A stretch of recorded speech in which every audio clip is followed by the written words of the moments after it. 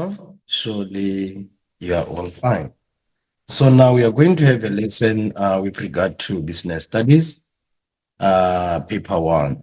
So now this sort of question banks for paper one. So now these are the questions extracted from different set of past exam papers. So now they are very helpful if you are going to utilize them. So now if you still remember, we are just remaining with some few days, surely less than 5 days before you start your final examination. So you are writing on Wednesday. So now you should all be on the position to score level 7 for yourselves. Okay.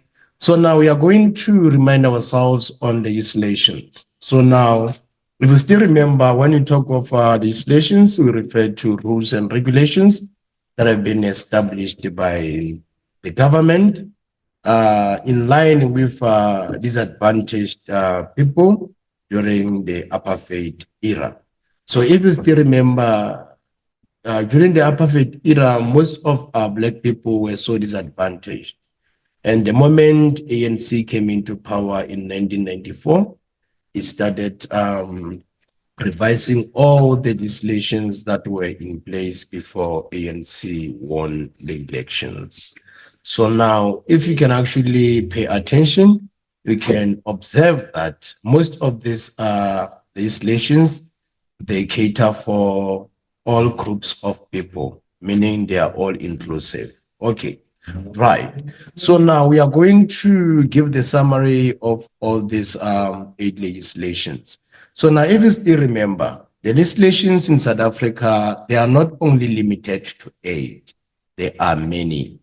But the South African education system only selected these 8 legislations to be discussed to learners. Okay, right. So now I'm going to start with the Skills Development Act. So now Skills Development Act, it's a legislation or a law that has been established with the aim of enhancing the skills of the workforce that is already employed, meaning it caters for only people who are already employed.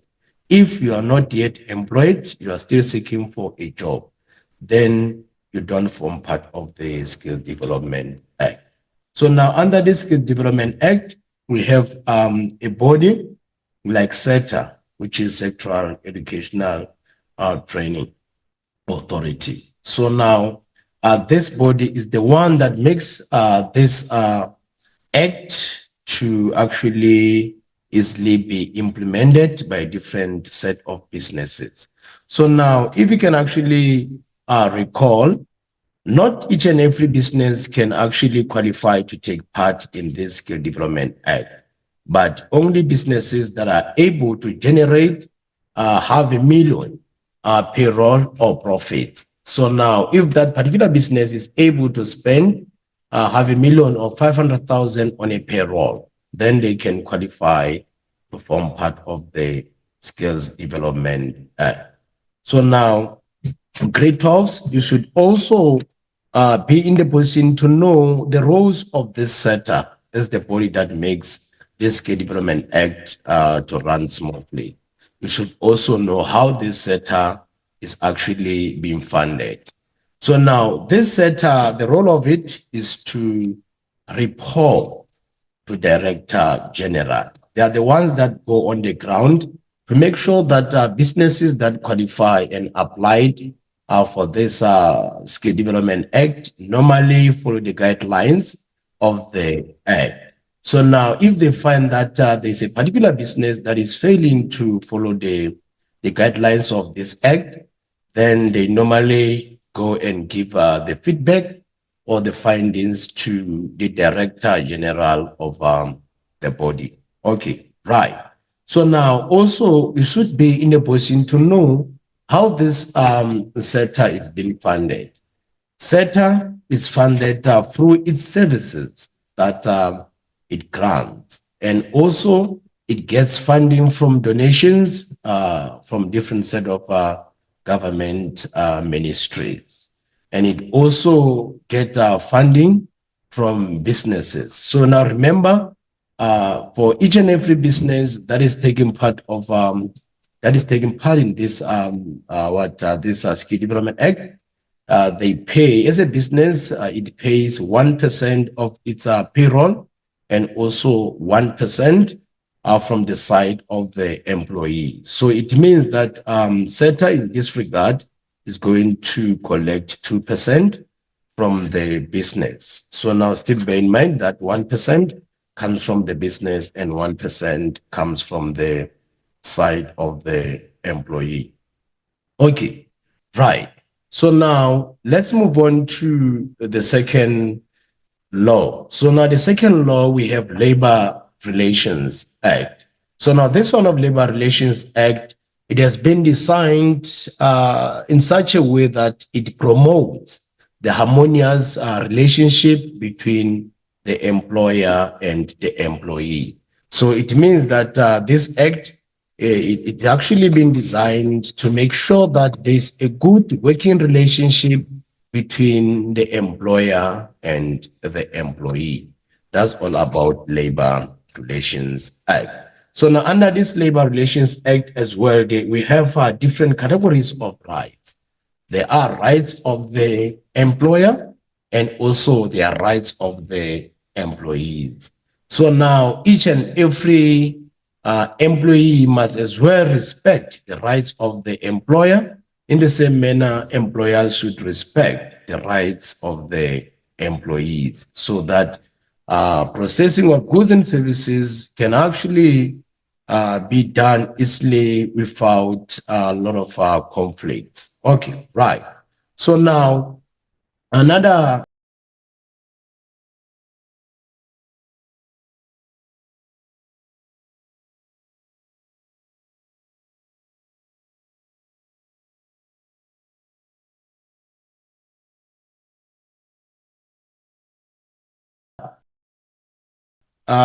act that we can actually take into account is Consumer Protection Act. So now this one of Consumer Protection Act is the act that actually addresses the issue of the rights of consumers at different stalls or businesses.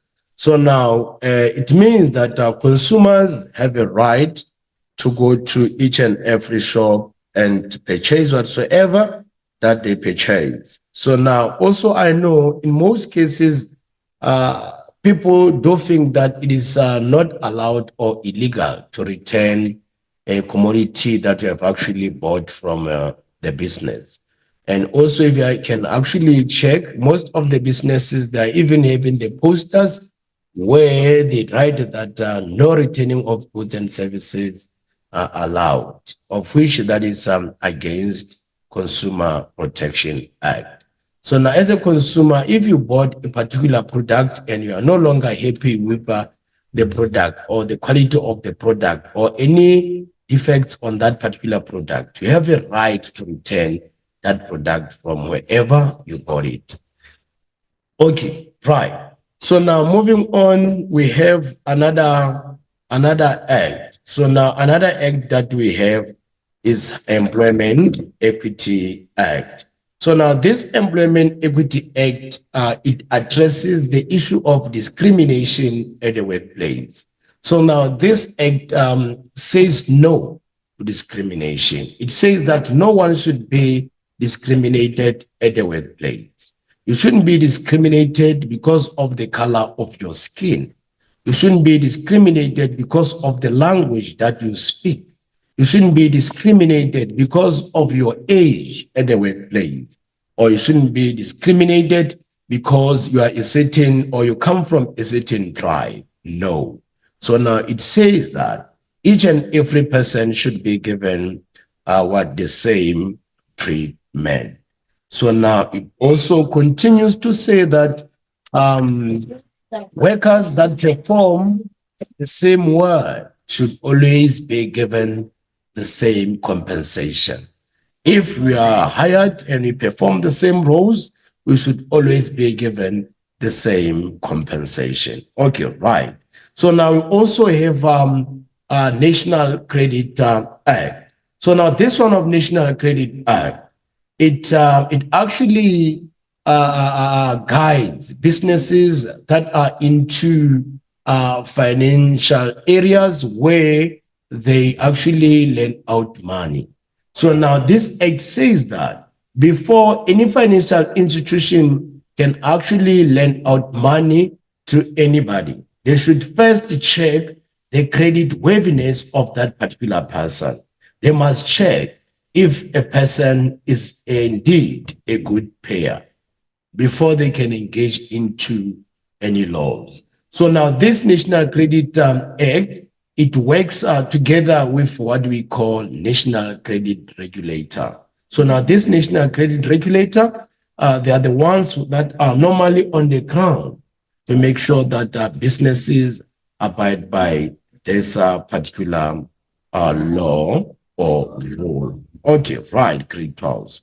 So now let's move on to another act, which is Basic Conditions of Employment Act. So now this one of Basic Conditions of Employment Act, it shows the conditions that businesses should follow on their daily operations. So now it actually guides businesses on the conditions that they must always adhere to every day whenever they are in operation. So now one of the conditions is that there shouldn't be any forced labor or child labor. So now it also says that no one should be forced to work if they don't feel like working. And also no one should be at the workplace and executing duties if that particular person is 15 years downwards. So now it means that the moment the person is 15 years downwards, that particular person is considered as a minor and shouldn't be employed in any discipline or any area. It also addresses the issue of leaves. It says that each and every organization should offer leaves to its employees, meaning that employees, whenever they are off duty, whenever they are not executing their duties, they should always be compensated for the same amount of salary or wages that they get on a monthly basis. But as long as they have actually completed the leave form, so in that regard, then they will be allowed to take a leave. And also it addresses the issue of hours of work, that employees are allowed to work the maximum or normal hours of 8 per day. So now the moment it exceeds 8 hours per day, so then those workforce or employees should be compensated, because now they've actually went beyond the stipulated hours that should be spent at the workplace on daily basis. Okay, right. So now we also have broad-based Black economic empowerment. So now this one of broad-based Black economic empowerment is the act that has been established with the aim of catering for Black people who are actually disadvantaged. If you still remember, before broad-based Black economic empowerment, we're having Black economic empowerment. And Black economic empowerment, if you still remember, so now this one was catering for what? For all Black people. It was catering for all Black people. But now they revised it that to say, okay, let's actually cater for those ones that are disadvantaged or vulnerable. So now what does it say, this act? It says that at the workplace, Black people should also be given a chance to be part of the management, meaning they should be given that management control. So now also it says that Black people should as well own lands, own property, which is ownership. And also it says that Black people as well should be given the platform to enhance their skills at the workplace. So meaning that as Black people, if you are hired as well, you should be given that platform to enhance the level of skill that you have at the workplace if you want to advance it. And also it addresses the issue of the Black people supplying other businesses or being the supplier to other businesses. So meaning that Black people businesses as well should be given the platform to supply other businesses. Okay, right. So meaning in that regard, it means that under broad-based Black economic empowerment, we check the pillars. So now the pillars, we have management control, I did explain it. We have Skill Development Act or improvement, I did explain it. We also have enterprise development, I did as well explain it. Okay, right. So now the last one, we have compensation for occupational injuries and diseases, so which is quite. So now the major aim of ANC to come up with this act was actually aiming for those people who are at the workplace and then checking or taking into account their safety.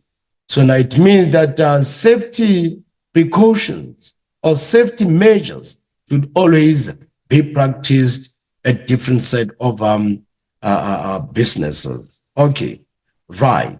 So now it says that if an employee gets injured or maybe get any disease at the workplace, compensation should be done. Okay, right.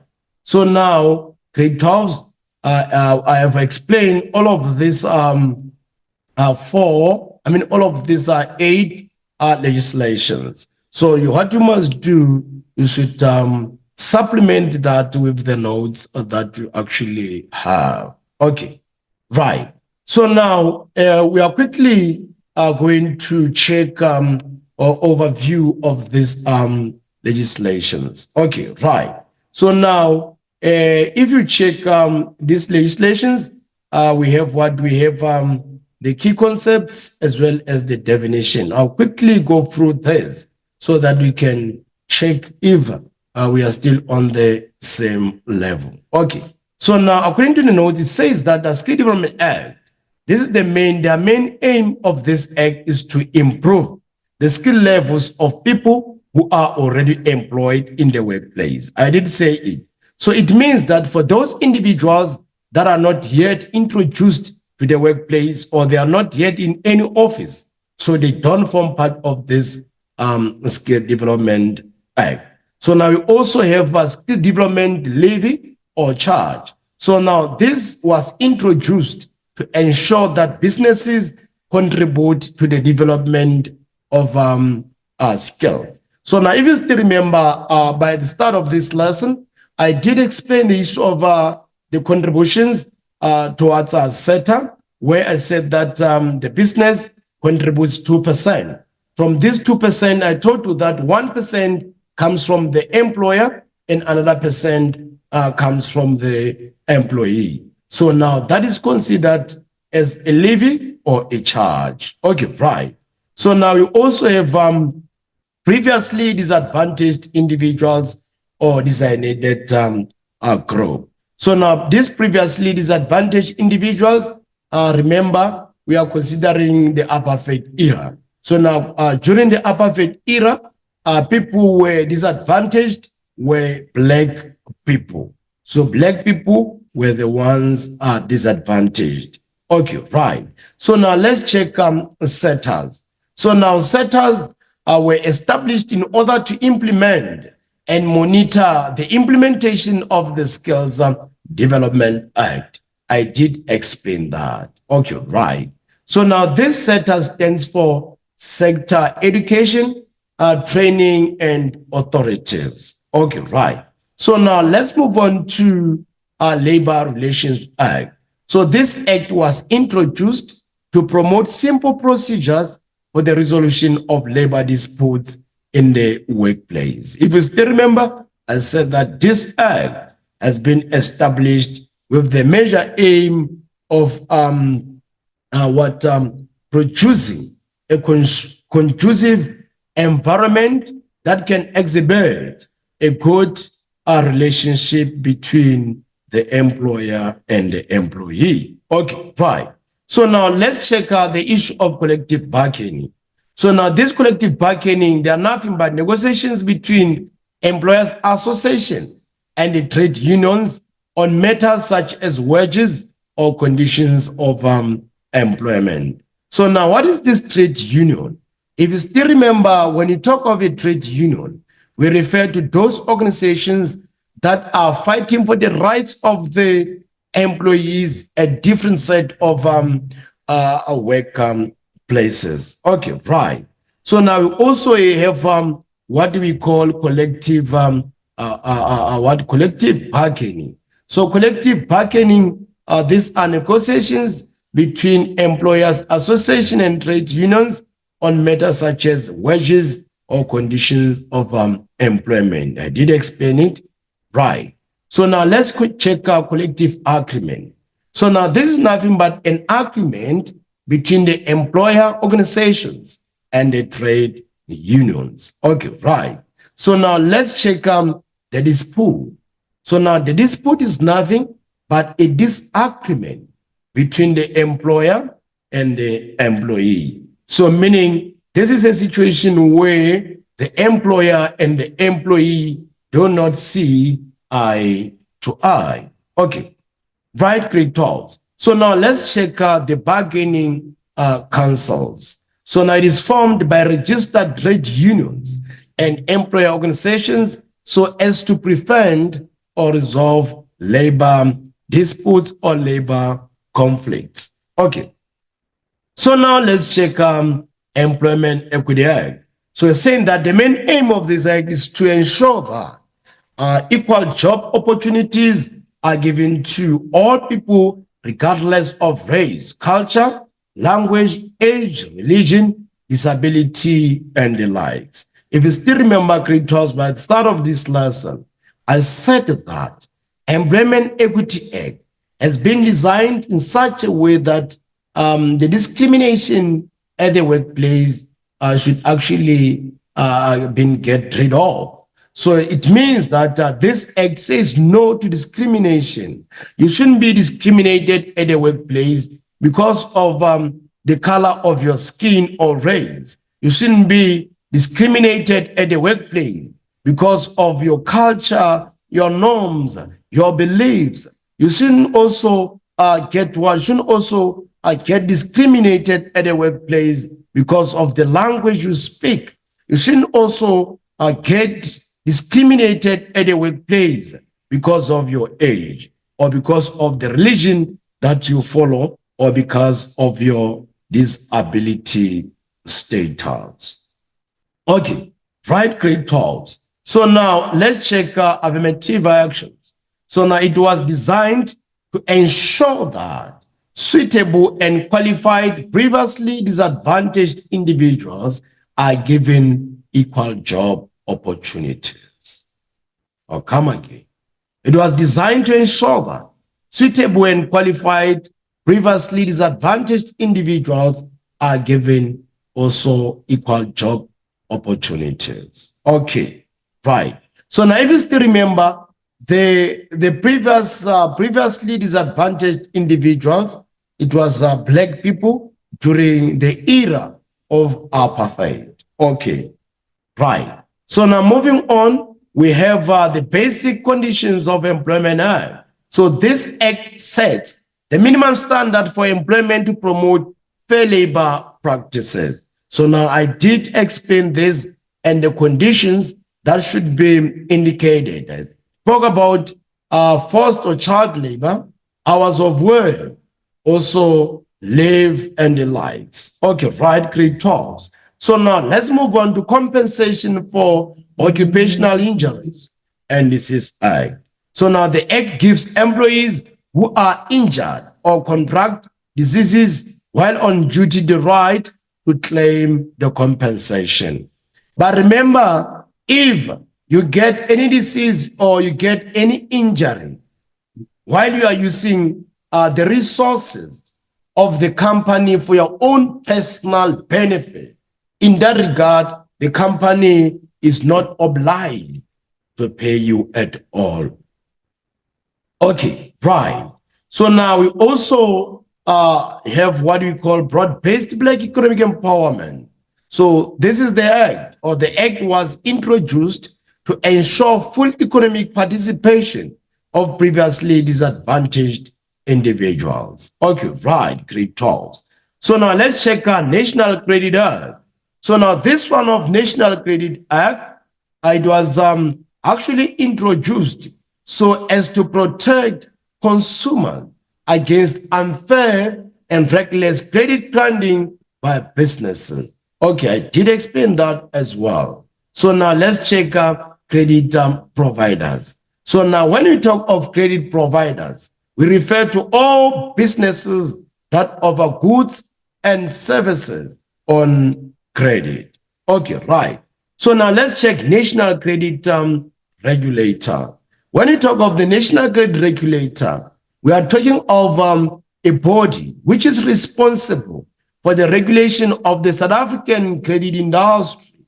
So this means that all businesses that offer goods and services on credit must be registered with the National Credit Act. That is why whenever you go to different set of companies or different set of businesses that normally offer out credits, you always see on the wall the display of National Credit Regulator. Okay, right, grade 12. So now let's check debt review or debt counseling. So this is a debt solution targeted at South African consumers who are over indebted and struggling to manage their finances. So now, if you still remember, grade 12, even from the communities where we come from, or the suburbs where we come from, most of the individuals took credit. So whenever they qualify for a certain credit, they take it. So now you find that as time lapses, now they fail to settle whatsoever credit that they have. So now in that regard, that's where now the creditor or the debt counselor comes into play now to counsel such individuals. Because some of them, they end up dying because of depression. Some of them, they end up mistreating or ill-treating other individuals because of the status of their finances. Okay, right. So now you also have Consumer Protection Act. So now this is the act that is actually aiming to promote or protect economic interests of consumers by providing them with information so that they may actually make informed decisions. Okay, right, grade 12. So now let's check the Skills Development Act. So now under the Skills Development Act, not only the Skills Development Act, we are going to check the purpose of this act. What is the purpose of this act? Why is this act in existence? Why did ANC officials choose to put Skill Development Act for businesses to abide by? Okay, right. You should also pay attention to the impact of this act. How does this Skill Development Act affect businesses? How does it affect the individuals? So now, even this impact, you must check both positive impact and negative impact. Okay, right. We should also pay much attention towards as well the compliance. Let's check under which circumstance should this business comply with the act. Then what will happen to those businesses that are failing to abide by this act? So some of the non-compliance can be that some businesses end up engaging in huge fines by the act or by the body set up. Okay. And also, let's check the penalties for non-compliance.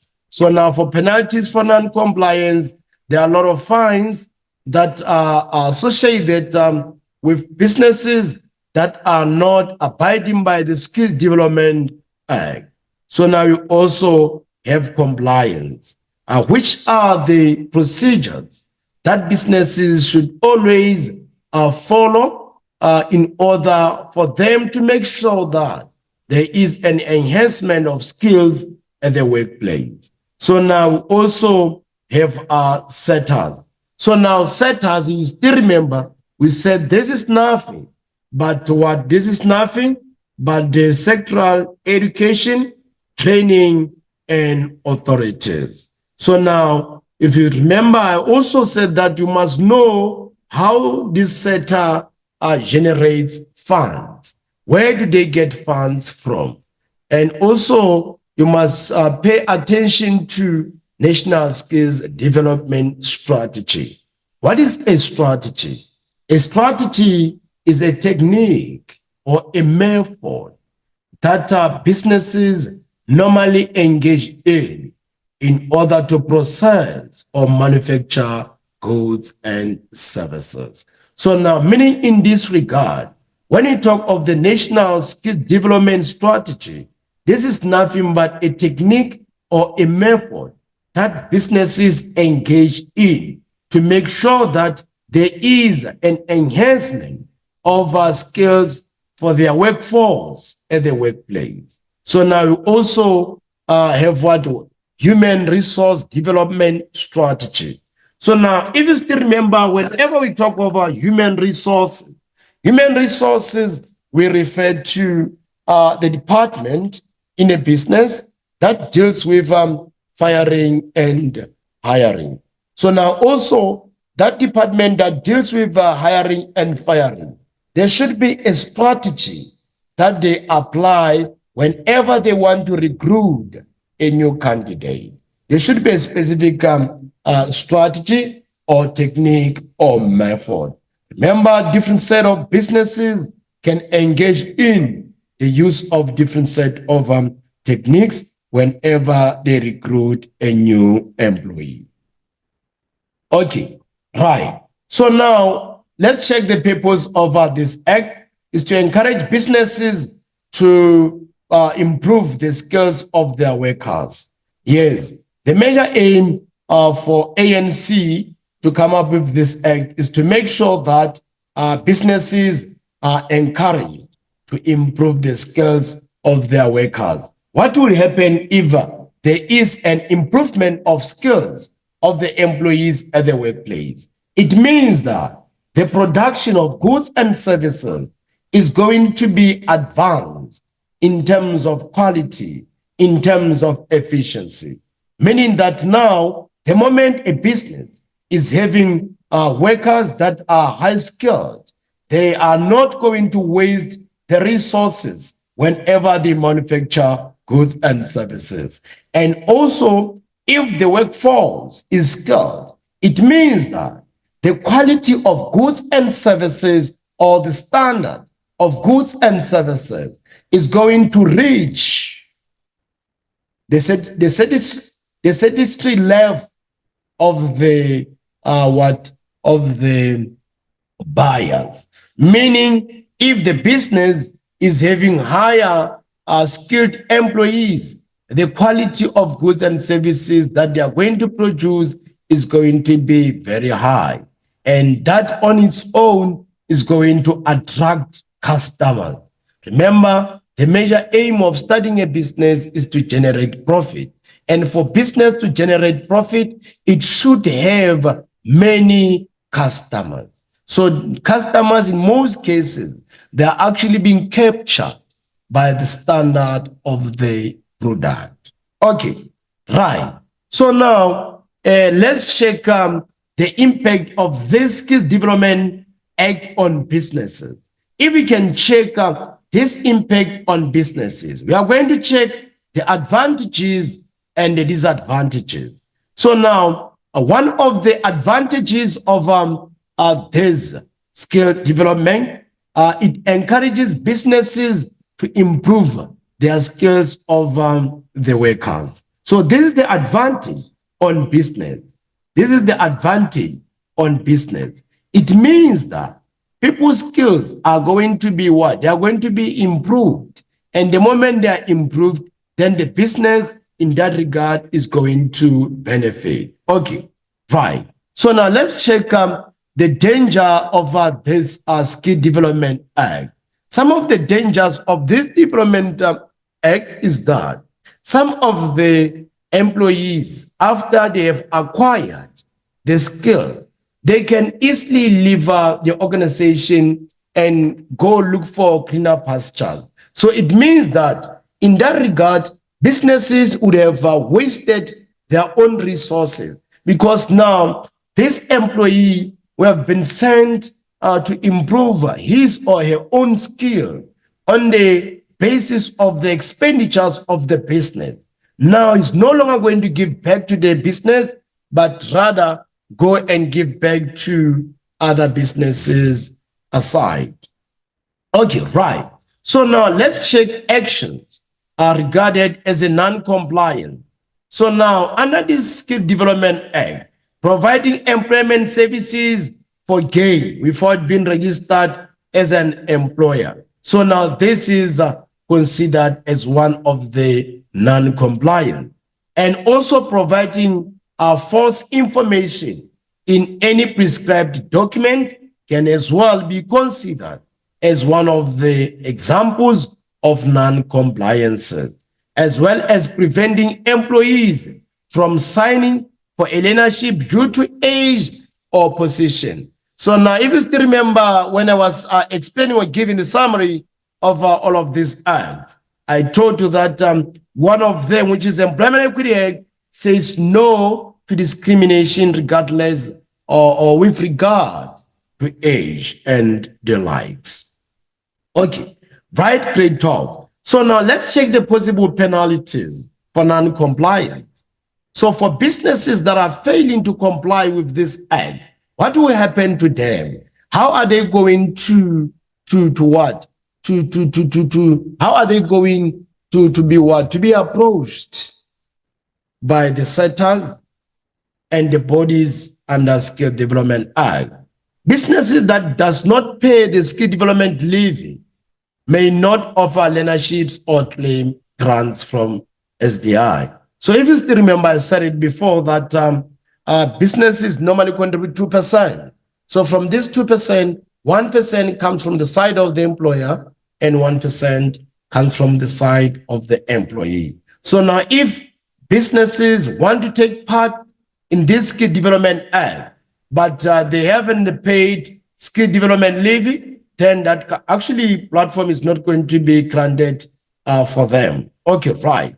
So now also labor inspector could order the business to stop operating if found guilty of illegal practices. Okay, grade 12. Let's check ways in which businesses can comply with the Skill Development Act. So now businesses should provide all employees with the opportunity to improve their skills. They shouldn't say that, okay, this initiative only caters for a certain group of people at the workplace or only caters for certain individuals. No, whosoever that wants to take part in this Skill Development Act, and normally they qualify, they should be given that platform, meaning this act is inclusive, regardless of your age, regardless of your race, regardless also of your religion, regardless also of your culture. If you are working for that particular organization and they are embarking in giving out learnerships.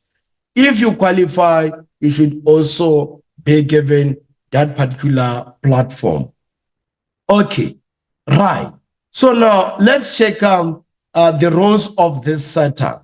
So now the roles of a setter.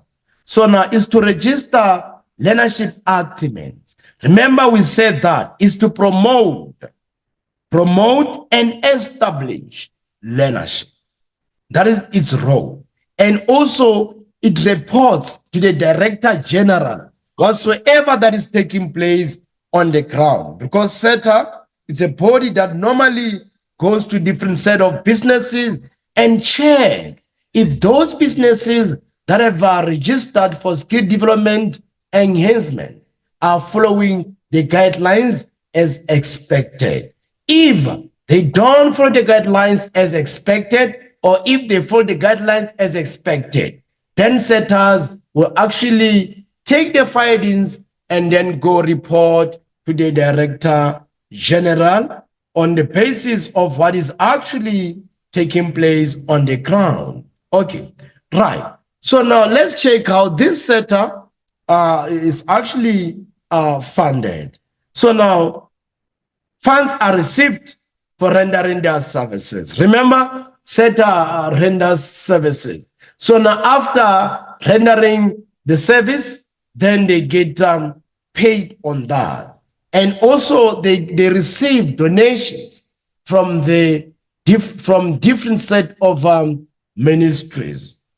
And also, if you still remember, you said that also the levies, skill development levies, can also be one of the examples of the funding of SETA. So now let's check the meaning of learnerships. We are saying that learnership is nothing but theoretical or practical training opportunities that can lead to a recognized occupational qualification that may include employment for a specified period after learnership is completed and results in qualification registered on the NQR.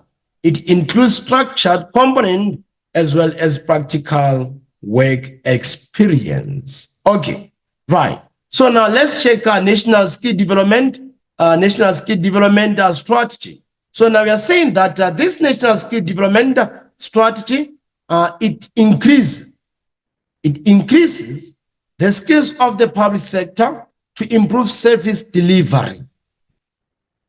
Remember, most of this public sector, if you check public sector, they have their own objectives in line.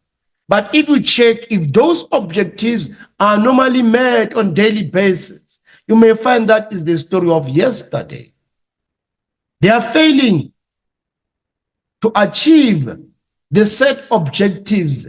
Why? Because of different set of elements. Number one is because of corruption.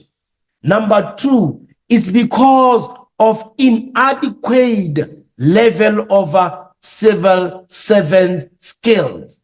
Most of these civil servants are lacking skill. That is why you see public sector failing to achieve its mandate or failing to achieve its objectives. Also, corruption plays a major role in this regard, but the skill is the major player in this essence. Okay, so now let's check the human resource development. So now you're saying that this addresses skill shortages in the South African workforce. So it improves the supply of skills, develops short-term and long-term workforce skills, increases employee participation in lifelong learning. Remember, we said that the human resource development is in line with hiring and firing. But now, let's check on the issue of hiring or seeking for proper skills that are needed for businesses in line with the production of goods and services of a higher quality. We need to have skilled workforce. Okay, right. So now let's check Labor Relations Act.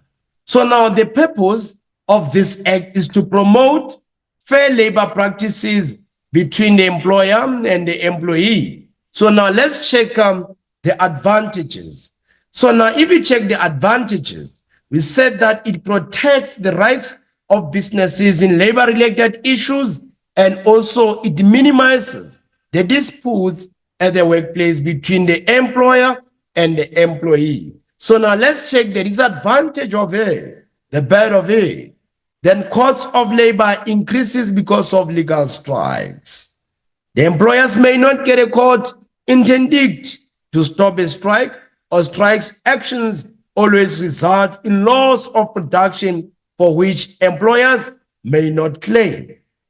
Okay, right claim terms. So now let's check actions regarded as non-compliance by the Labor Relations Act. Preventing employees from joining the trade unions.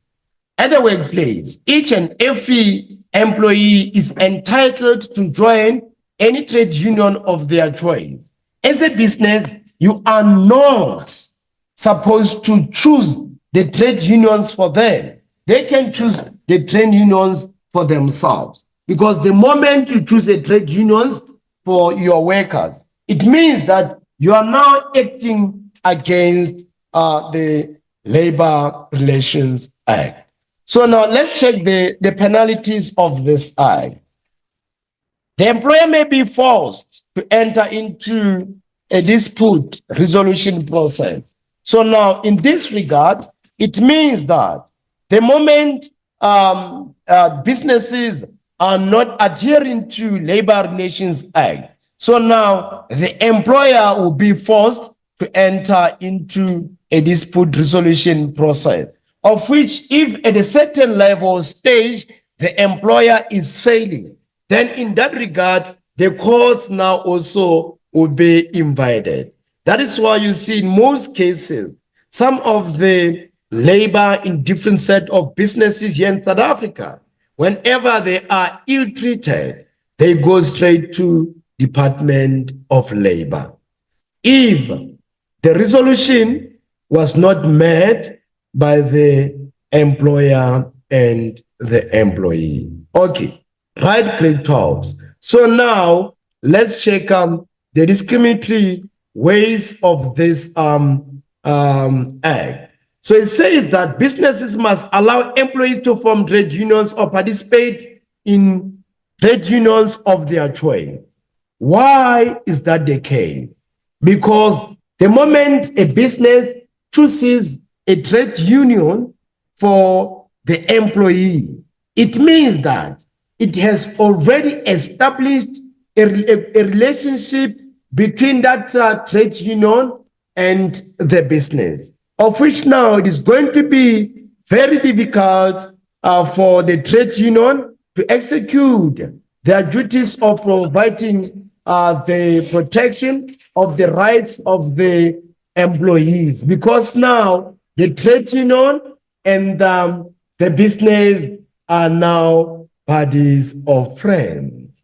Okay, right. So now let's check the rights of the employers and the employees in terms of Labor Relations Act. So now, on the side of employers, so form a bargaining council for collective bargaining purposes. Dismiss employees who engage in unprotected strike.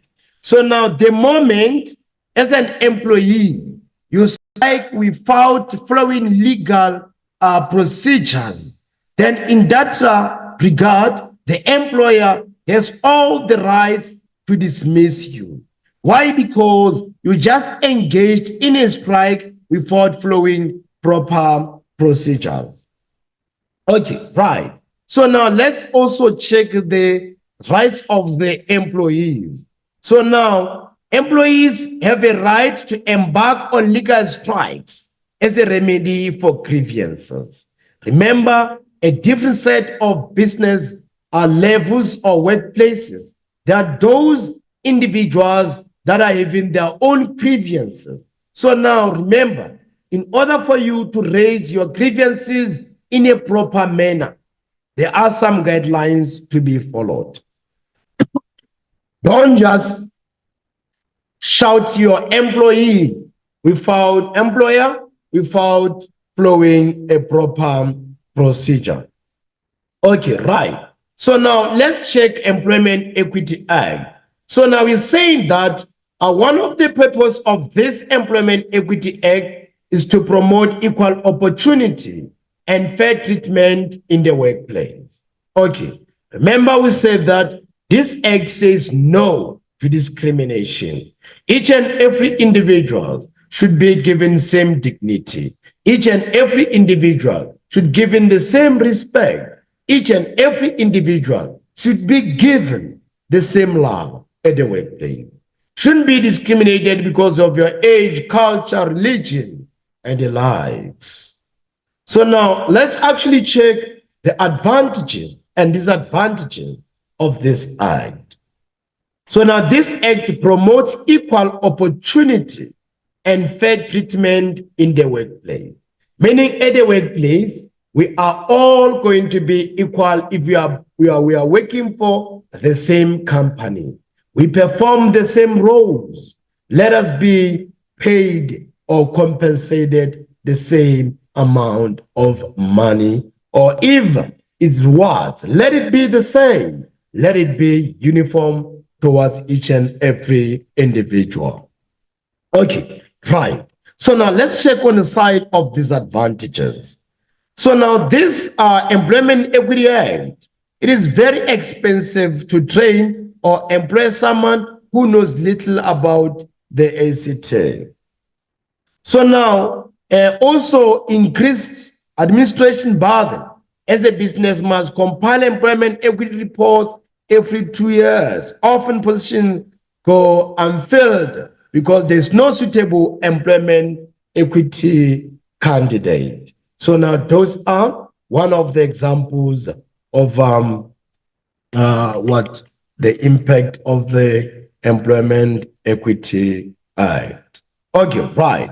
So now let's check actions regarded as non-compliance by the Employment Equity Act. So denying people access to the workplace based on gender, race, culture is one of the non-compliance. Remember we said that this act caters for everyone. This act what cries for inclusivity. Don't exclude anyone because this is a woman, this is a female, or this is an African, or this is a black people. Or now in terms of culture, say, no, because this one is a Sutu, or this one is a Tswana, or this one is a Zulu. No. Cater for each and every individual at the workplace, regardless of any particular type of background. Okay, so now let's check penalties or consequences for non-compliance. So now they actually many fines that may be imposed on businesses that fail to comply with its reporting obligations. Also, the Department of Labor may block non-compliant companies from doing business with the government, and businesses may be taken to the labor court for prosecution purposes. Okay, right. So now let's check ways in which businesses can comply with the Employment Equity Act. So now reasonable accommodation of people from designated groups, implement an employment equity plan as well can be one of the ways where businesses can easily comply with the Employment Equity Act. Employees must be paid equal for work of equal value, as said it. Businesses must guard against discriminatory openings and also promote equal opportunities and fair treatment for everybody. Okay, so now we are going to check what basic conditions of employment are. So now we must check the purpose of the basic conditions of Employment Act. One of the purposes of this act is to regulate the right to fair labor practices as set out in the constitutions, as well as providing clear terms and conditions of employment for employers and employees, while regulating the variations of basic conditions of employment where advances, economic development, and social justice are met. Okay, right, grade 12. So now let's move on to the next aspect where we are going to check the impact of the Basic Conditions of Employment Act. One of the advantages is that employees may submit complaints to labor inspectors who can address it easily and fast. And also, it encourages consultation between the employers and the employees. Employers and employees should continuously consult one another on daily basis. There should be harmonious love between the employer and the employee. So now let's check the disadvantages of it. So now Basic Conditions of Employment Act forces businesses to comply with many legal requirements, which may increase labor costs. What do we mean? We mean that the moment Basic Conditions of Employment Act forces businesses to comply, you may find that now the businesses are going to engage in what? In a lot of expenditures when it comes to the payment of the wages and salaries of the workers, when it comes to the payment of the rent, when it comes to the interest that is supposed to pay after taking capital from different set of banks.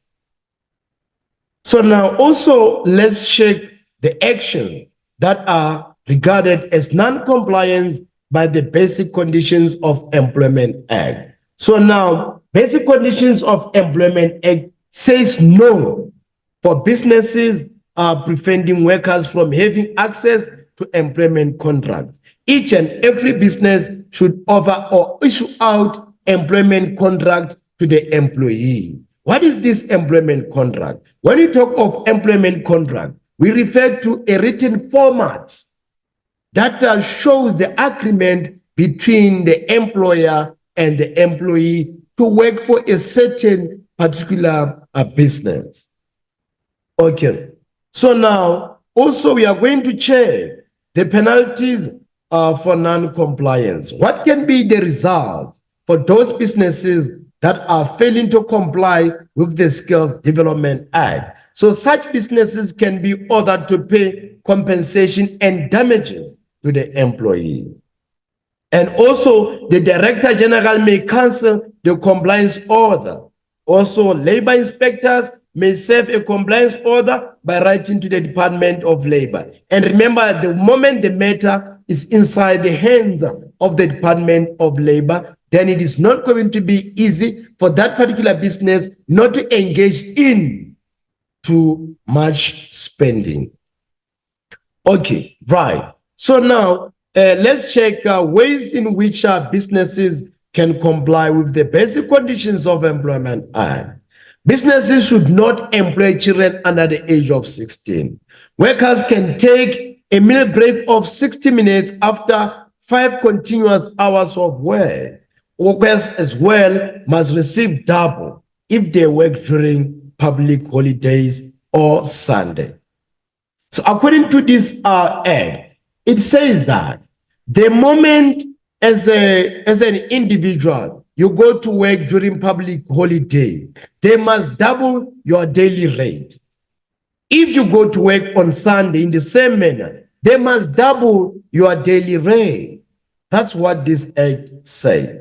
And also workers can take up to 6 weeks paid leave during 36-month cycle.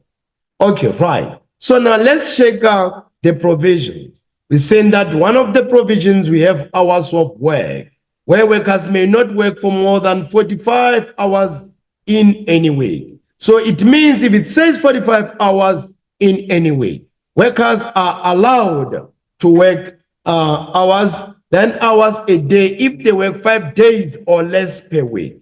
But workers may work 8 hours a day if they work more than 5 days a week. Surely I'm clear on that one, grade 12. I'm saying that workers may not work for more than 45 hours in a day. or in a week. But if they work 9 hours a day, if they work for 5 days or less per week, and also 8 hours a day if they work more than 5 days per week. So what does it mean? The more the days you work in a week, less hours you spend. The less days you work in a week, more hours you spend. Surely I'm clear on that one. Okay, right, grade 12. So now let's check the annual leave. So now workers are entitled to 21 consecutive days annual leave per day or a day for 17 days work on hour for every 17 hours work. So an employer can only pay a worker in lieu of leave if that worker leaves the job. Annual leave must be granted within 6 months after the leave cycle ended. But this one over annual leave is so questionable. Why? Because some of the businesses or most of the businesses, they don't want to issue out this annual leave because they think the moment they issue annual leave to its workers, then the production or the productivity for that particular business is going to decline. That's what they are scared of. So now let's check sick leave. Workers are entitled to 6 weeks paid sick leave in a period of 36 months, meaning a period of 3 years. So workers receive 1 day paid sick leave for every 26 days worked during the first 6 months of employment. So a medical certificate may be required before paying an employee who is absent for more than 2 consecutive days, who is frequently absent.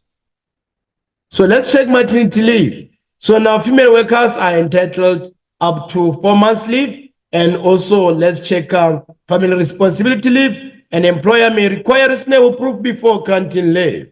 And also let's check parental leave, where employees other than mothers give birth are entitled to 10 days unpaid leave once per year. So now we also have adoption leave. So this leave applies to parents adopting a child less than 2 years of age. So now we also have commissioning parental leave. So now this leave applies to parents using a surrogate. So now we also have meal breaks and rest period. So workers must have a break of 30 minutes after 5 continuous hours of work. So now this can be reduced to 30 minutes by writing agreement when working less than 6 hours per day.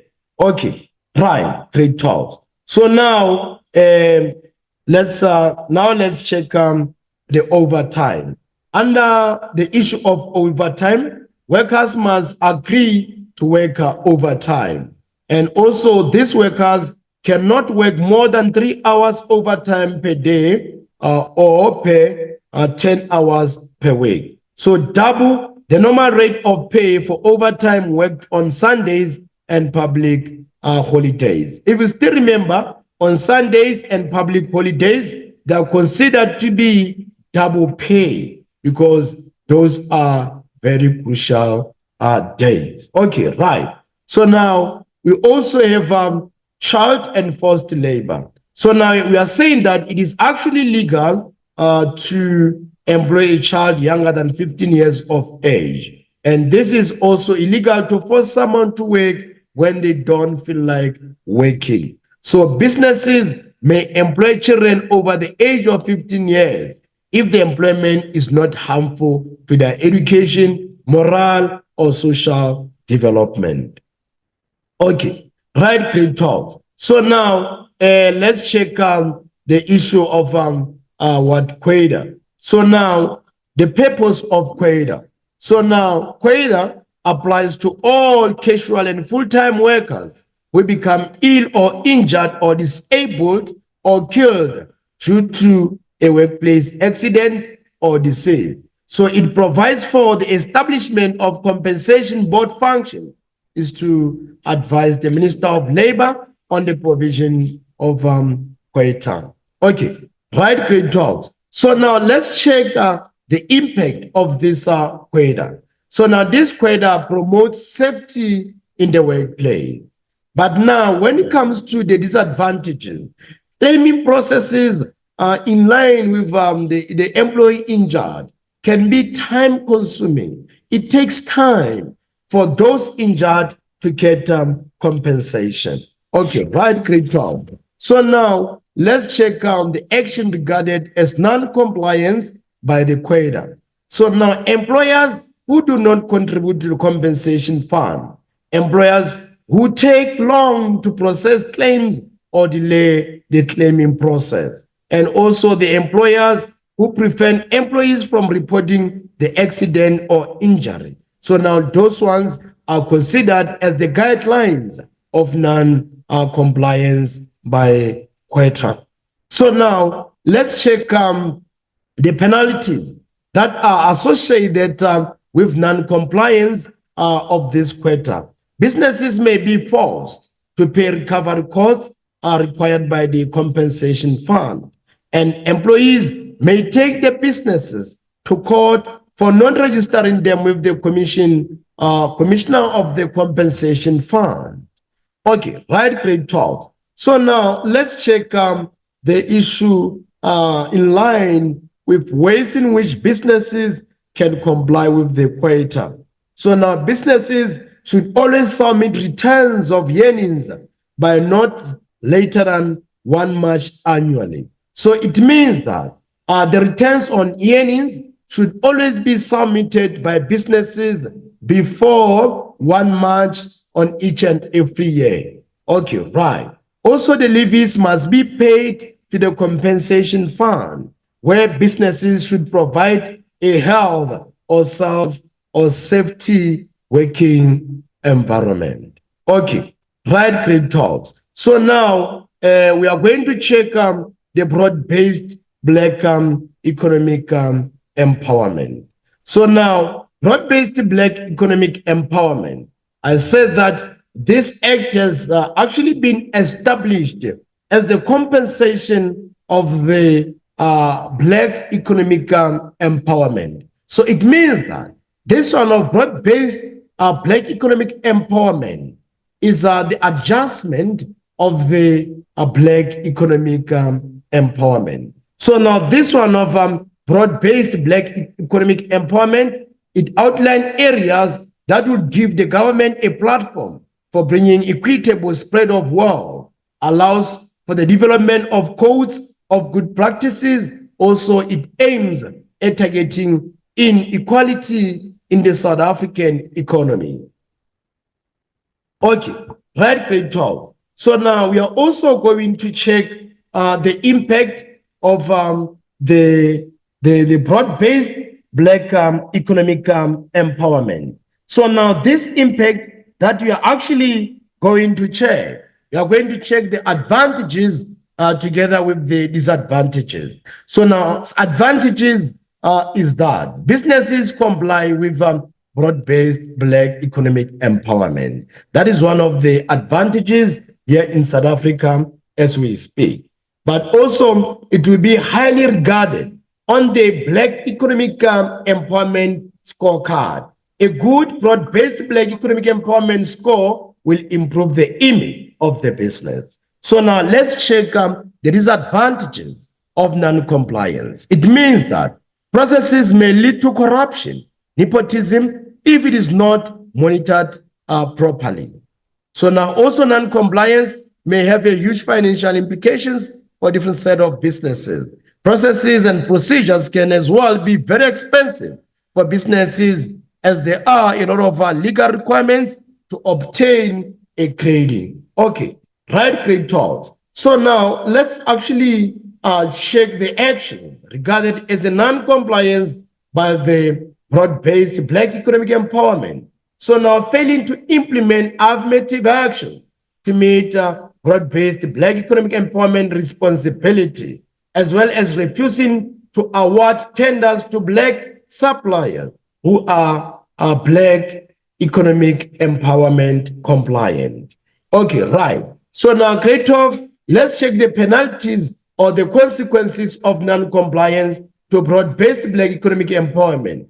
Businesses business licenses may not be renewed and authorization may not be issued, meaning that the penalty could be a fine of up to 10% of the company's annual turnover, and businesses may face imprisonment for non-compliance and fronting practices. So now let's check the ways that are actually in line with the broad-based Black economic empowerment. Develop small businesses, meaning SMMEs through ESG. So what does it mean? It means that small, micro, medium enterprises should always be established so as to improve the standard of living of the communities in which they operate. And businesses must appoint Black people in managerial positions. Okay, right. So now let's check the implications of these broad-based Black economic empowerment pillars. One of the pillars, we have control management. So meaning businesses must ensure that transformation is implemented at all levels. And also we have skill development, meaning businesses must engage Black employees in skill development initiatives. And we also have ownership. Many businesses should include Black people in shareholding, partnerships, and franchises. And we also have enterprise and supplier development. Many businesses must create jobs as promotes local manufacturing. So now we lastly have social responsibility or socio-economic development, meaning that businesses should distribute scarce resources to selected beneficiaries in communities. So now let's check the difference between Black economic empowerment and broad-based Black economic empowerment. If you check, when you talk of the Black economic empowerment, it is a government policy which may not be enforced. But now on the side of broad-based Black economic empowerment, it is an act that is enforced and must be compiled with businesses. So now also under the side of Black economic empowerment benefits only a few previously disadvantaged people in an economy, while broad encourages a wider group of previously disadvantaged people, including people in rural areas, to participate in an economy. Okay, right. So now let's quickly check our National Credit Act. So now when we check National Credit Act, one of the purposes of the National Credit Act, it makes provision for the establishment of the National Credit Regulator. So that is one of the purposes. And also it ensures that consumers know what is included in their credit contracts. Okay, right. So now let's check the impact of the National Credit Act on businesses. So now on businesses, authorized credit providers may attract more customers, also low better debts resulting in better cash flow. So protects businesses against non-paying consumers, also increases cash sales as credit can only be granted to qualifying customers.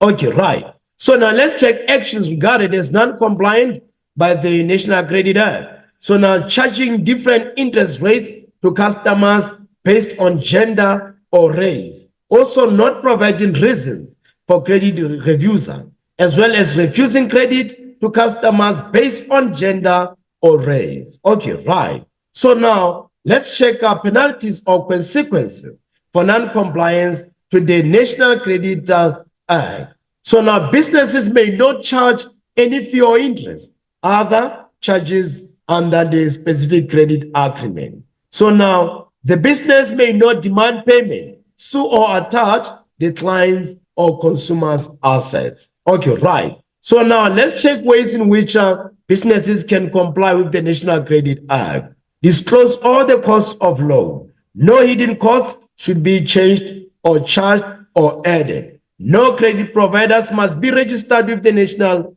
Credit Regulator without the notice of NCA. Okay, right. So now let's check the rights of our consumers according to National Credit Act. So consumers have a right to obtain reasons for credit being refused. If you go and apply for a credit and you find that that business doesn't want to grant a credit for you, you have a right to ask, why am I not being granted a credit? So that they are obliged to give you that particular information. They shouldn't deprive you any information if you want to access or consume such information. And also apply for credit and be free from discrimination. Okay, right. So now, credit talks, let's check let's check the Consumer Protection Act. So now, Consumer Protection Act, each we check the purpose. It's to promote responsible consumer behavior, strengthens the culture of consumer rights and responsibility, as well as allowing for consumers and businesses to resolve conflicts in a fair manner or fair share. Okay, right. So now let's check how this Consumer Protection Act can impact businesses. Businesses under the advantages may be safeguarded from dishonest competitors, as well as businesses may gain consumer loyalty if they comply with the Consumer Protection Act. So now, K-Talks, let's check out the disadvantages of this act. Confidential businesses information may become available to competitors. That one is so bad. Also, businesses must disclose more information about their products or services. Penalties for non-compliance may be very, very high under Consumer Protection Act. Okay, right. So now let's check out actions regarded as non-compliance. So now treating consumers differently based on gender, age, and race. That is in non-compliance at well. So now each and every individual at the workplace should be treated equally, should be treated with the same love, should be treated with the same energy, should be treated with the same respect, regardless of your religion, regardless of your culture, your language, and the likes. Okay, right, great talk. So now let's check the penalties or the consequences in line with the non-compliance. What happens to those businesses that completely fail to abide by Consumer Protection Act? Businesses may face fines or imprisonment for a period not exceeding 10 years. Now, also a contract be rendered void, or a fine or a term of direct imprisonment may be imposed. So in this regard, government agencies may conduct audits or even enact files or even dissolves your business entirely. Okay, right, great talk. So now let's check ways in which our businesses can comply with the Consumer Protection Act. So now businesses should always disclose prices of all products on sale. All agreements must provide a 5-day cooling off period.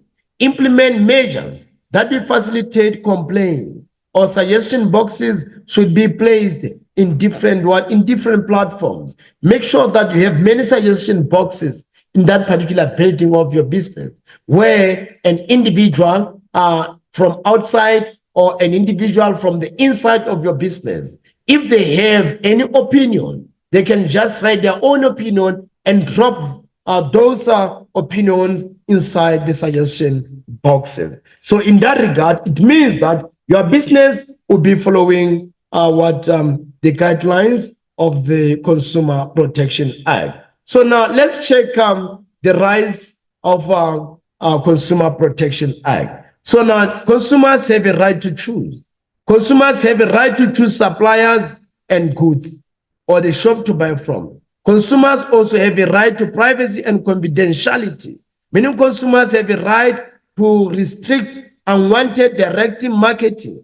They can object to unwanted promotional emails and telesales. And also they have the right to lodge complaints about the sharing of their personal details. So now also consumers have a right to fair and honest dealings. Many suppliers may not use physical force to consumers to buy their product, or suppliers may not give misleading or false information of which this one, most of businesses, if not all, they normally love giving false information, false adverts. Whenever they want to win customers, they give false adverts.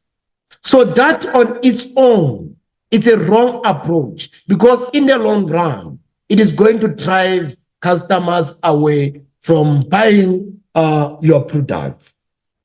Okay, right. So now also we have what? We have right to information about the products and agreement, meaning that consumers have a right to contract they have a right to each and every what product information. You shouldn't deprive them any information. And also consumers have a right to fair or responsible marketing. Business should not mislead consumers on pricing, benefits, or use of goods. All information related to the product, expiry dates, ingredients of the product should always be disclosed, even on the package of the product. This information should be disclosed. Show the product is best before which day. Show the expiry date of the product. Show the ingredients as well that have been used to manufacture that particular product. So that is the information that we are saying should be disclosed to the consumer. So now also the consumers have a right to good quality and safety, meaning consumers have a right to demand quality service or goods. They have a right to return faulty items if the fault occurs within 6 months after purchasing the item. These consumers may receive a written warranty. Okay, right. Also, the consumers have a right to accountability from the suppliers, meaning consumers have the right to be protected in labor agreements. Businesses should honor credit vouchers and prepaid services. So also consumers have a right to reasonable terms and conditions. What do we mean? We mean that businesses should provide consumers with written notices of clauses that may limit consumers' rights. Businesses may not market or sell goods at unfair prices. So right to equality in the consumer marketplace. Businesses should not limit access to goods and services. Businesses may not vary the quality of their products or goods or different consumers. Okay, right, great talk. So now we are going to check Employment Equity Act. Okay, with Employment Equity Act, we are done. So now, great talks. So we are going to check the set of the activities given. So there are some activities given. So now also we'll be discussing the activities given. Okay, right, great talk. So now let's check business strategies. What is this business strategy? When we talk of a strategy, we refer to a technique, a method that businesses use in order to produce goods and services, or businesses use in order to manufacture or process goods and services. So now businesses use different set of strategies whenever they produce goods and services. So now let's check out the strategic management process. So now under strategic management processes, what we must do, we must know that a business should always have a clear vision, mission statement, and measurable objectives in place. Tools available for environmental scanning may include a SWOT analysis. It can also include Paras 5 forces model, pestle analysis as well. So now when you talk of SWOT analysis, you're saying that for a business to design its own methodology or strategy or method, it should know its own strength. It should know its own weakness. It should know its own opportunities as well as threats or the competitors. And also the Paras 5 forces model. So in this regard, businesses must know the power of the buyer. Businesses must know the power of the suppliers. Businesses should also take into account the power of the competitors before you can design your own methodology. So now again, on the issue of the pestle, businesses, before they can engage into any form of technique or methodology, they must first check the political landscape of that country. How is the political landscape of the country? How is the economy of the country? How is the society of the country? How is the technology of the country? How are the legal aspects of the country or the legal guidelines of the country? How is the behavior of the environment where the business operates in before a business comes up with any particular strategic management style? Organize the business resources and motivate your staff. Implement selected strategies by communicating everything to your stakeholders. So now remember, when we talk of stakeholders, we talk of those people that are taking part in the processing of goods and services. Meaning in this regard, we check the customers, we check the employees, we check as well the employer. Those are the stakeholders that should always be addressed to. Okay, grade 12. So now, I explained the SWOT analysis. I explained as well the Potter's 5 model. I explained as well the pestle. So now, I explained the pestle as well. So now, grade 12, let's as well check types of a business strategy. So now we are going to discuss the issue of our business strategies. So now we have integrated business strategies. So now this integrated business strategy, it has been established with the aim of improving profits at the workplace. So now how does a business engage this integration strategy? So now they use forward integration strategy, backward integration strategy, as well as a horizontal integration strategy. So now in this particular strategy, remember a business wants to generate more profit. So under vertical strategy is where a business takes over, under forward vertical integration strategy is where a business wants to take over its distributors. All those agencies or agents that are distributing the products similar to the product that the business is selling, the business takes over all of those distributors. So now, why is the business doing this? Because it wants to maximize the profits collection. And then we also have backward integration strategy. This is the approach where a business takes over its suppliers. And then we have horizontal. Horizontal is when the business takes control of other businesses in the same industry. That is horizontal integration strategy. A business takes control of other businesses in the same industry.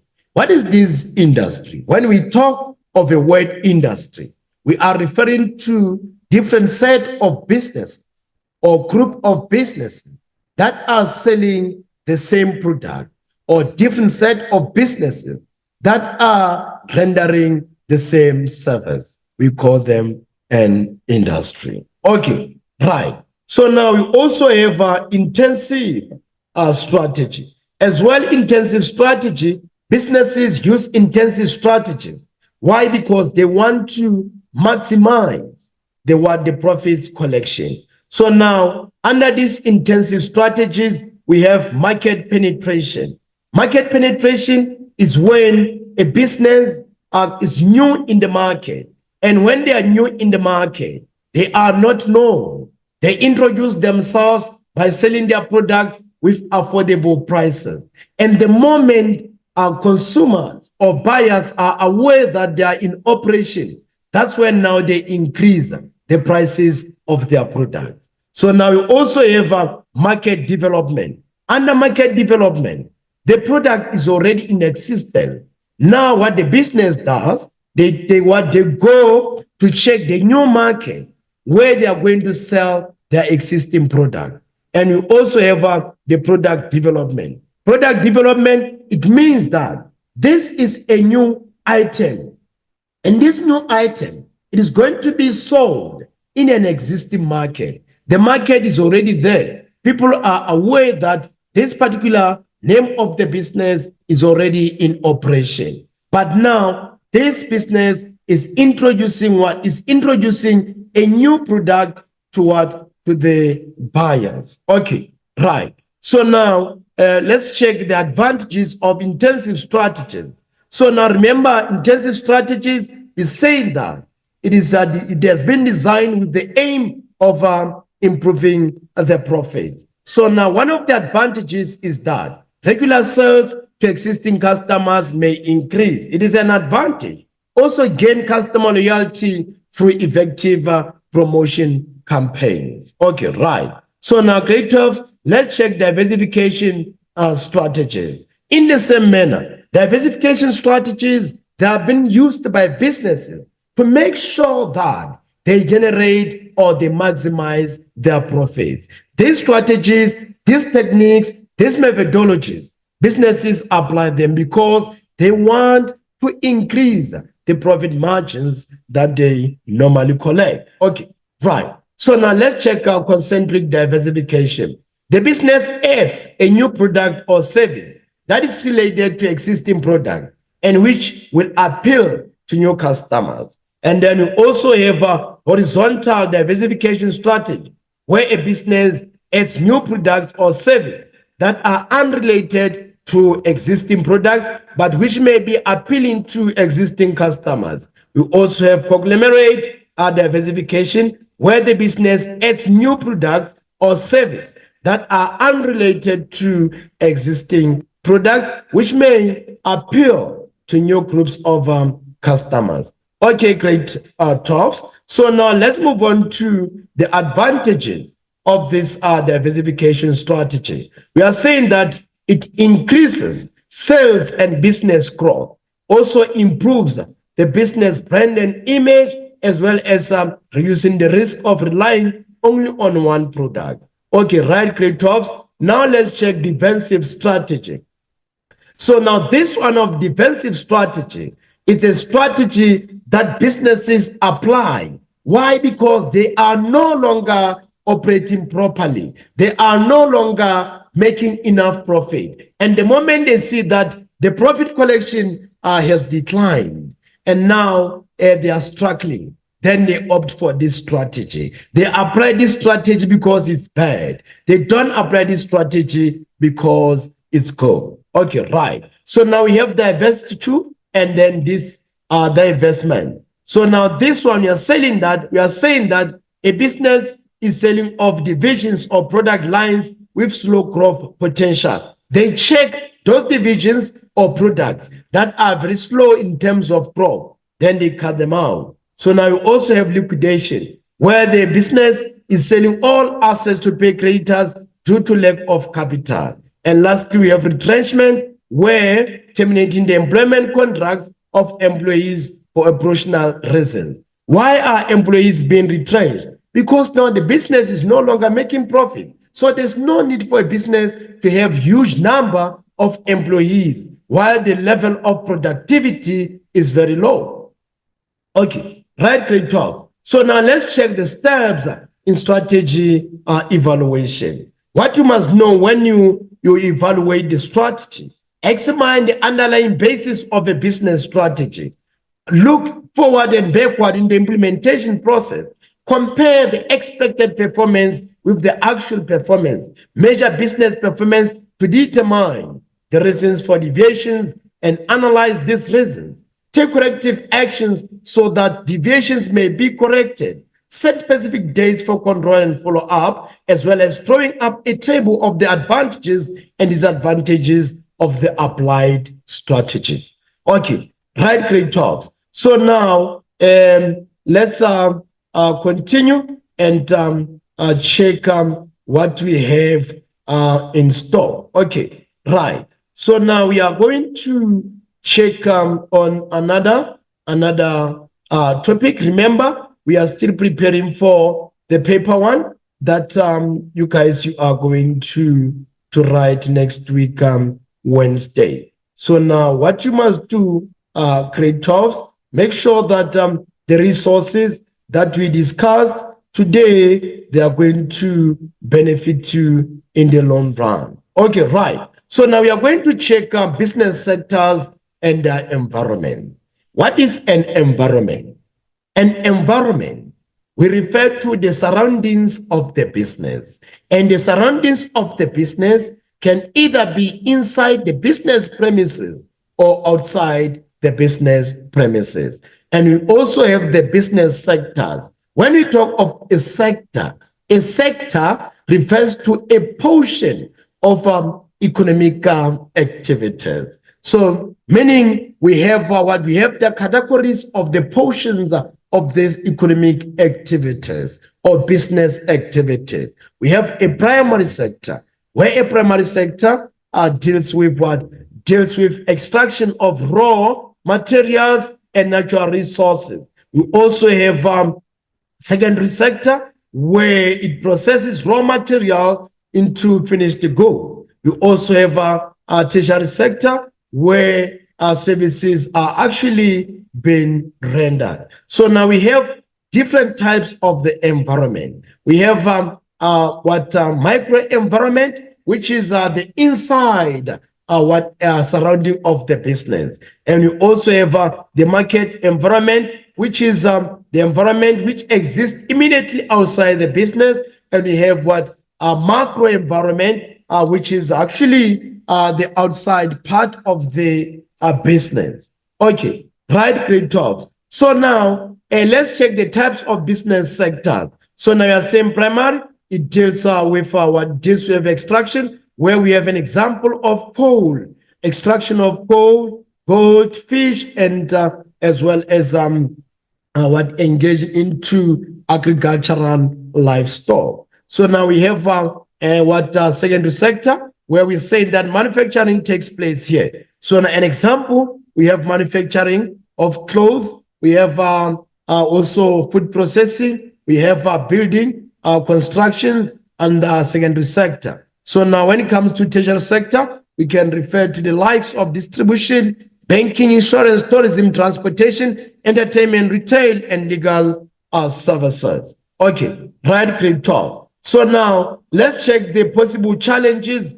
and the business environment. So now business environment and the challenges and the extent of control. So now when we talk of the extent of control under microenvironment, the business doesn't have any, microenvironment, a business has a control over it. Why does a business have a control over microenvironment? Because these are the surroundings of the business that are found inside the business premises. And we talk of the components such as employees, such as the management structure, such as the production levels and the likes. So now we also have macro environment. Macro environment is the environment that is found totally outside the business premises. And in this environment, we refer to the likes of climate change.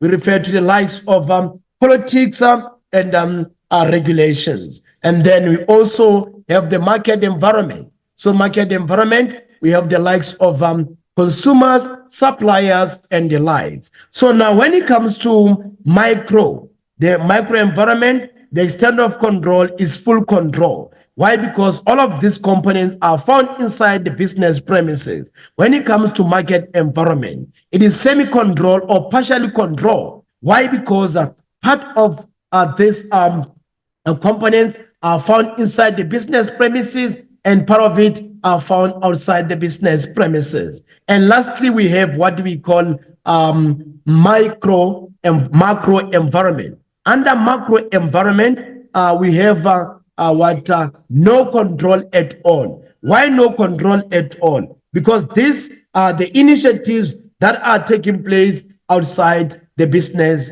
premises. So that is why we are saying that a business doesn't have a control at all. So now let's check the human resources. When you talk of the human resources, here we refer to what? Here we refer to the department in the business that deals with hiring and firing. So now, grade 12s at this level, we are going to concentrate only on the issue of hiring part. But if you are going to further your studies in business studies and management or business-related courses or programs, then you are going to learn more on firing part. Okay, right. So now we are going to check the analysis under this. So now under this, we are going to check job analysis. When we talk of the job analysis, we are referring to what? We are referring to job specification and job description. When we talk of the job specification takes into account the skills, knowledge, and experience for the particular position you are applying for. So meaning job specifications are the requirements for the position you are applying for. But job description, what it describes the duties and the responsibilities that an employee will be performing in a organization. Okay, right. So now we are going also to check what we are going also to check the issues in line with recruitment. We are going to check types of recruitment where we have internal recruitment and external recruitment.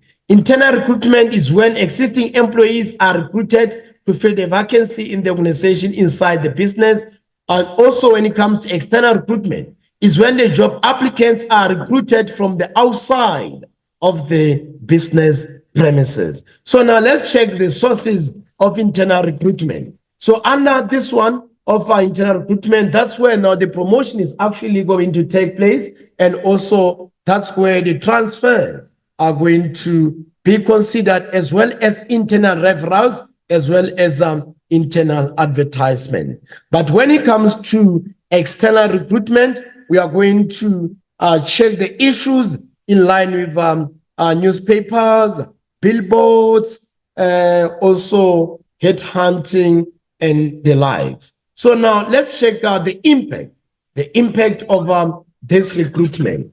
So now remember, grade 12, when we talk of the impact of the recruitment, it means that you are going to check both the advantages and disadvantages of the act. So now one of the advantages is that it is faster if the candidates are known, and also no extra cost involved in advertising, because already there's people already employed or working for this particular organization. We also have the disadvantages where existing relationship could make it difficult to judge the employee objectively. Also could cause resentment among employees who are not promoted.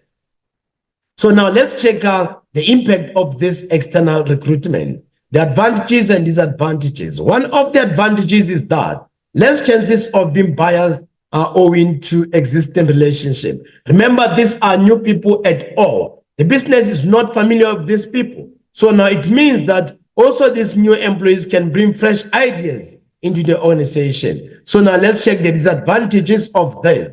Takes longer to fill the vacancy and extra costs are involved, meaning advertising costs, outsourcing also could decrease morale of current employees. Okay, right. So now let's check out the selection. So now under selection, we are going to check out the selection procedure. So now in a business, determine fair assessment criteria on which selection will be based. Applicants must submit the application forms or curriculum vitae of the certified or personal documents or proof of qualifications, and also compile a short list of potential candidates identified, and after that invite shortlisted candidates for an interview. So now let's check an interview. So now let's check an interview refers to a conversation between a job applicant and a representative and employer, which is conducted to assess whether the applicant should be hired for that particular job. What is the purpose of this? One of the purposes of the interview is to determine candidates' suitability for the job, also to check if there's a good match for the information given by the applicant on their CV, so as to evaluate the skills or the characteristics of the applicant. Okay, right. So now let's check the roles of the interviewer before the interview. What should the interviewer, which forms the part of the panel, what should they do before they can head the interview? The interviewer should always develop a core set of questions based on the skills, knowledge, or the ability required. And also the interviewer should check the applicants or verify the CV of every candidate for everything that they may need to be explained, as well as book and prepare the venue for the interview. Okay, right. So now also we are going to check the roles during the interview. During the interview, then the role of the interviewer during the interview, allocate the same amount of time to each candidate, introduce members of the interviewing panel to each candidate, or also make the interview feel at ease, also make eye contact and have good body posture or good body language. And also, let's check the role of the interview in line with the interviewee. So now to greet the interviewer by name with a solid handshake and friendly smile. Also listen carefully to the questions before responding, making eye contact and have good body posture or language. Show confidence and always wear a positive smile and attitude. Okay, right. So now, K-12, let's check the contract.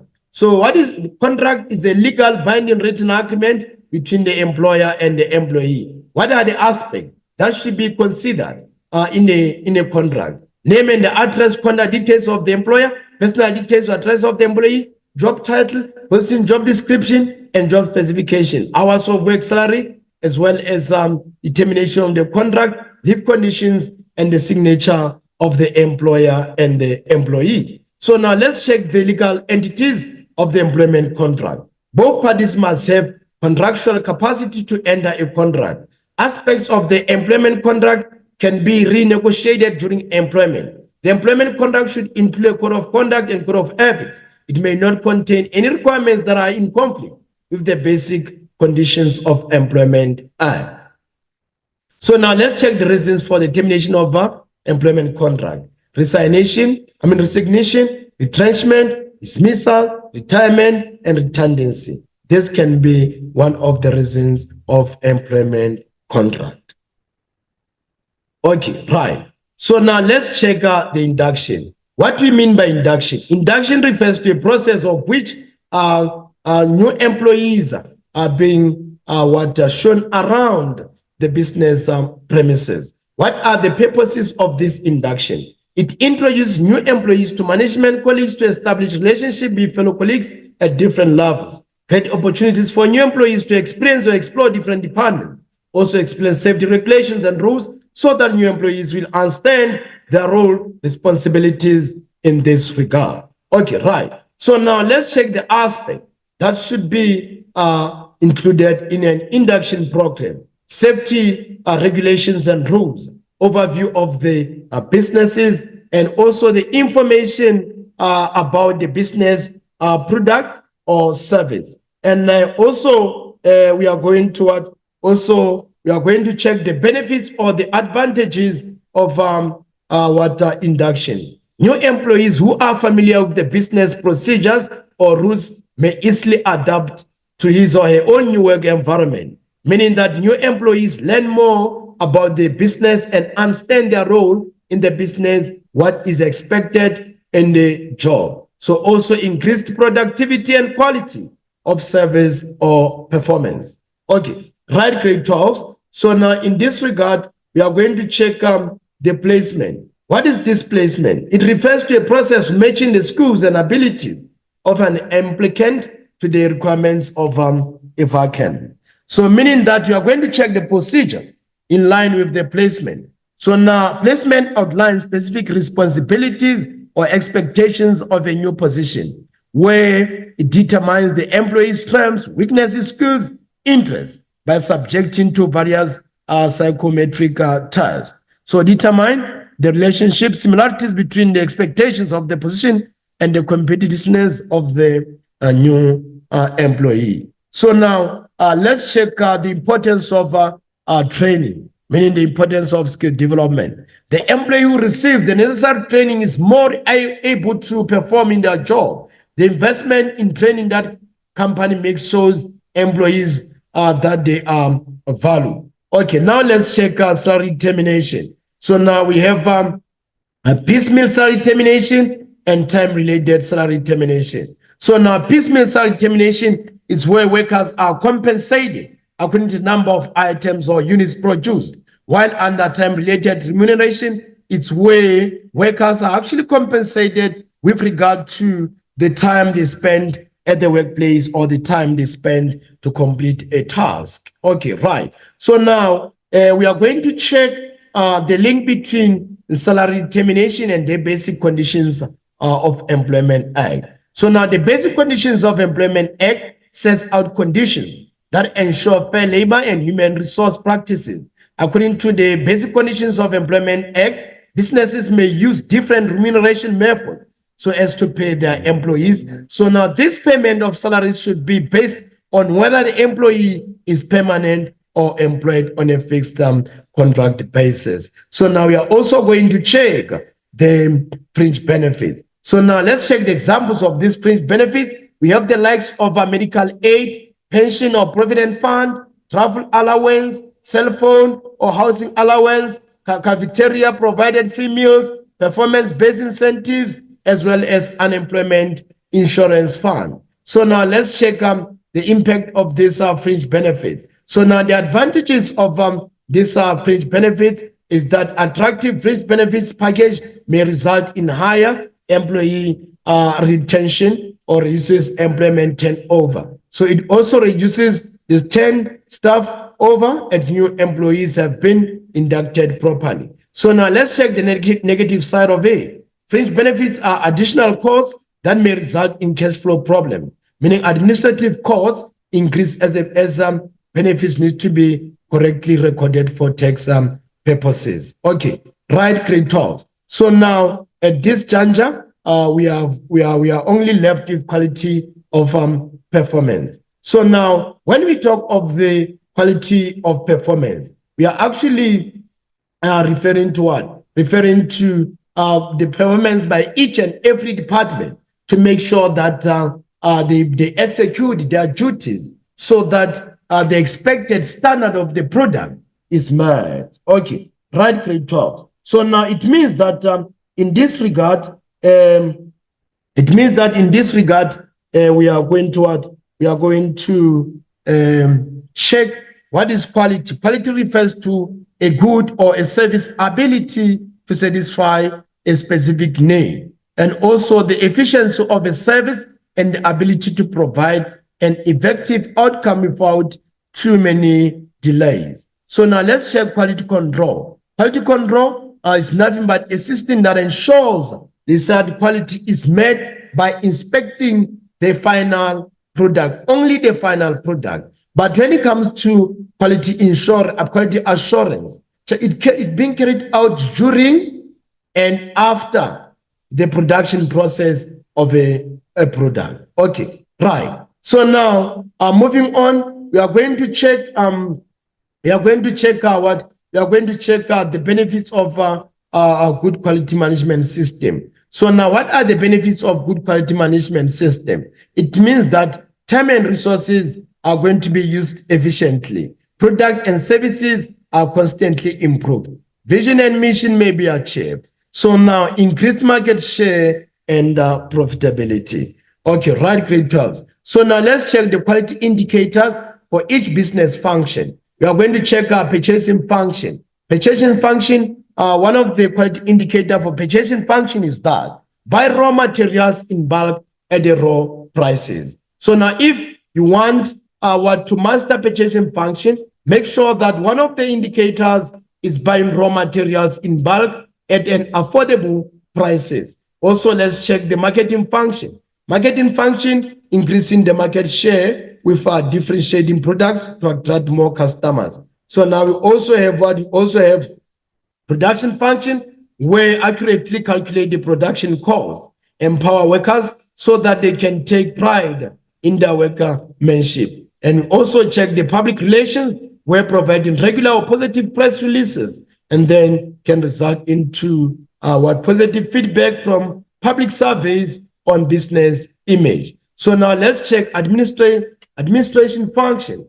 Fast and reliable data capturing and processing system that handle complaints quickly and effectively. So now we also have financial function, where negotiate better interest to keep financial costs down, so as to keep financial records up to date to ensure timely and accuracy. Then we also have human resource function, where we have fair and equitable selection process to offer what performance incentives for staff to enhance productivity. And lastly, we have what? And we also have management, general management, where we actually learn about or understand changes in the business environment on an ongoing basis and set direction and establish priorities for the businesses. Okay, right, great talk. So now in this juncture, we have landed on total quality management. When we talk of total quality management, it refers to all aspects of quality within the business. It is the responsibility of everyone in the organization, from top management to general workers. So now the focus is on improving the quality of products and services to satisfy the needs of customers. So now let's check the elements of TQM, total quality management. One of the elements, we have continuous skill development or education and training, where employees who lack skills should be trained in line with their job description, regularly evaluate the effectiveness of the training. And you also have total client satisfaction, where the business should understand current and future customer needs so that customers will be satisfied if products and services meet their needs, requirements, and expectations. Okay, right, great talk. So now we also have adequate finance and capacity, meaning suitable equipment should be available for testing and maintaining high quality standards. Funds should only be used to buy the best quality raw materials to prevent faulty products. Okay, right. So now we also have a continuous improvement of processes and systems. So now processes and systems are the flow of activities implemented to create or deliver products and services to customers, meaning employees need to understand the operating system and the services delivery system, which give the details and specific instructions on the improvement of the systems and processes. So now let's check the application of our PDCA model. So where P stands for plan, and then we have D stands for do, and then we have C stands for check, then we have A stands for act. So now, meaning that you should, for example, under plan, we should have what Easy Dairy Farm should identify the problem, develop a plan for improvement, and do Easy Dairy Farm should do as planned. Then also Easy Dairy Farm should assess, plan, establish, and check. Then under action, it should institutionalize the improvement and devise strategies on how to continuously improve. So now we also have monitoring and evaluation of quality process. Monitoring and evaluation system and quality assurance process should be in place to prevent product defects and wastages, which allow for quality control checks and procedures at key production points in an easy manner. Okay, right. So now we are going to check the impact of our TQM element on larger businesses. So now the advantages is that in line with continuous skill development or education training, the human resource department is dedicated to skill training and development. But under these advantages, poor communication system may prevent effective training from taking place. So now let's check the client satisfaction. Advantages: the business use market research to measure or monitor customer satisfaction or analyze customer needs. But under the disadvantages, we see that employees in large companies rarely meet their customers and do not always have a clear idea of what will satisfy their customers. So now when you check adequate financing and capacity, one of the advantages that they can afford to have systems in place to prevent errors in processing or defects in raw material product. And also the risk is usually very high as one of the disadvantages. So now let's check the impact of continuously improvement of processes and systems. So now one of the advantages is that the businesses have resources to check on quality performance in each and every unit. But the disadvantage can be that the implementation of new systems and processes can be time consuming. And because there are many employees to whom the system should be sold and communicated. Okay, right, grade 12. So now let's take the impact of monitoring and evaluation of good quality processes. We are going to check the advantages and disadvantages. So now let's check on the advantage side. It may be equipped to get things done right the first time and improve performance and maintaining high quality standards. But under the disadvantage, it is often takes longer to detect problems or respond to weaknesses. It is not viable to check quality of all the products. Okay, right. So now let's check our quality cycle. Quality cycle will refer to group of workers who do the same or similar work, who meet regularly to identify, analyze, and solve quality-related problems. So now let's check the importance of quality cycle. Quality cycle discuss ways of improving the quality of workmanship and also reduce cost or wasteful efforts in the long run. So now let's check the impact of 2QM when poorly implemented. Setting unrealistic deadlines that may not be achieved. Also, decline in productivity because of stoppages. So now let's check how can this 2PM impact on reduction of the cost of quality. Schedule activities to eliminate duplication of tasks as well as share responsibility for quality output amongst management and workers. So develop work systems that empower employees to find new ways of improving quality. Okay, grade 12. Then at this juncture, we are going to check. The quality performance activities, and after that, then that's when we are going to say we call it the day. And surely you guys, you enjoyed this lesson.